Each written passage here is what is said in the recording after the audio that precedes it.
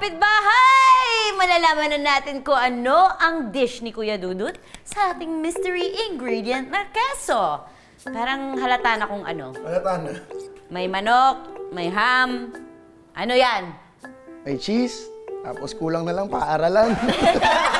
Cordon bleu. Kailangan natin ng chicken breast, ham, cheese, itlog, harina, at breadcrumbs. Ang ginawa lang natin is pinatong yung cling wrap, chicken, and then cling wrap, and then Isa pang cling wrap? pukpukin nyo lang ng Pampa-flat. meat tenderizer. Okay, okay. Mas better kung yung flat na side, lalo na sa pagpapa-flat. Okay, wag yung matulis Huwag yung na side. matulis kasi this is for breaking down the meat para pampalambot. So, yung cordon bleu natin, syempre, kadalasan at the pinaka-usual na laman yan is ham and cheese. Okay. Pwede rin bacon, pwedeng yung cheese na gagamitin mo is cream cheese na may kung ano-ano pa. Masarap din yun. Oh. Tapos yan, lagay mo lang yung ham sa gitna. Teka, parang hindi ko siya masentro. Yan! Kailangan may Parang whip. sinampal mo. Ganon din yung cheese. Pak! Hindi siya sumento. Hindi mo ginit na. Tapos, Ayan.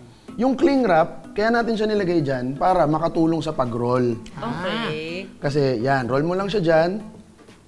And then, pagka-roll mo, hawakan mo yung magkabila ang dulo.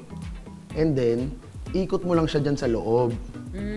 Ngayon, Parang candy, oh. yes, parang embutido. Ayun, okay. Embutido. Pagka naiisip nyo na parang, ay, hindi siya perfect. Kailangan mahigpit. Hindi naman. Hindi naman sobra. Basta ma-roll. Kailangan iingat mo lang siya basta mag-form siya ng roll. Okay. Kasi after ng step na yan, ipapasok natin siya sa freezer.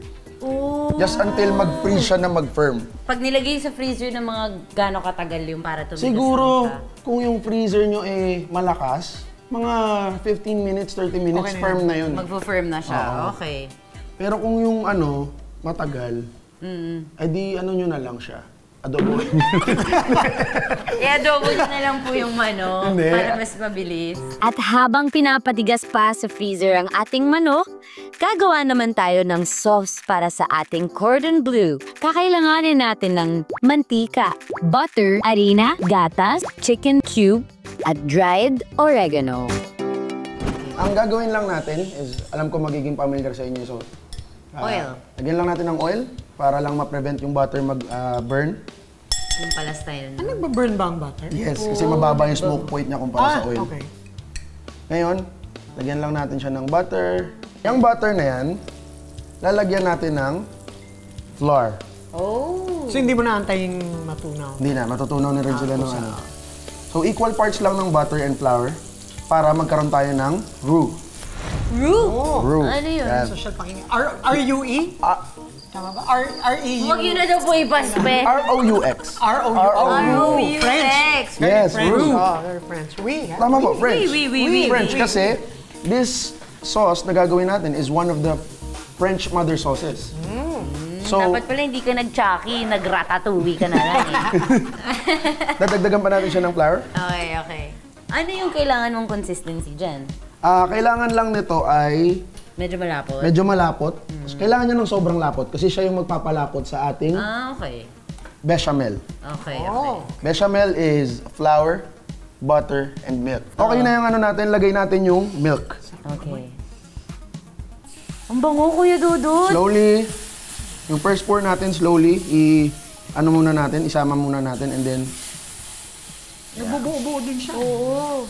Mga kapitbahay, note lang ha, dapat tuloy-tuloy po ang paghalo natin habang binubuhos ang gatas para hindi masunog ang ating sauce. ngayon, pwede tayo mag-season ng onting-onti chicken bouillon para may flavor siya. Yan. Very onti nga.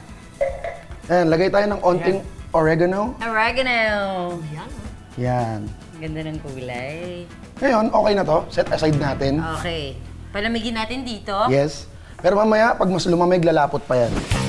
At kapag firm na ang ating chicken sa freezer, ilabas na ito at ihanda ng sangkap sa breading na itlog, harina, at breadcrumbs. So, kailangan yung pag-unwrap natin sa kanya is dahan-dahan.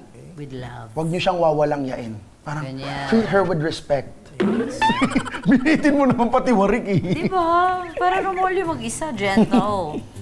Walang masapilitan. Oh. Yan.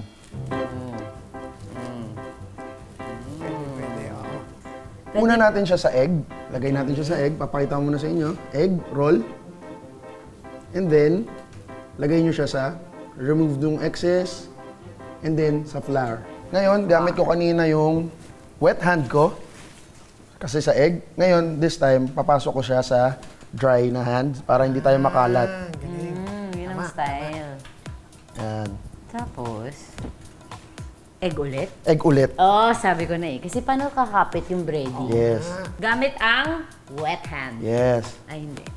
Ayan, wet hand na. Tama. Yan, breadcrumbs na. And then, pasok tayo sa... Yan. Siyempre, kailangan subukan din namin ni Kuya Chucky ang wet and dry hand technique ni Kuya Dudut. Hindi siya mahirap gawin, yung pagtatrabaho sa kusina or pagluluto, hindi siya mahirap gawin. Lalo na pag may mga kasama ka. Kasi bakit? Bakit? Pag medyo marami kang gagawin, paggawa mo sa iba. Ay, tama yan. Yan ang style dyan. Yan din ang motto ko eh. Kung kaya ng iba, ipagawa mo sa kanila. Yan. Now, we fry our chicken. Bakit shallow frying? Okay na sa cordon bleu kasi even sides naman siya. Parang Pabilog din. hindi naman siya madaling uneven. ikutin. So yung deep fry, ginagamit natin siya madalas sa mga chicken wings kasi uneven siya eh. Nilalakasan mo ba, Kuya Dudut? Hinihinaan ko. Bakit?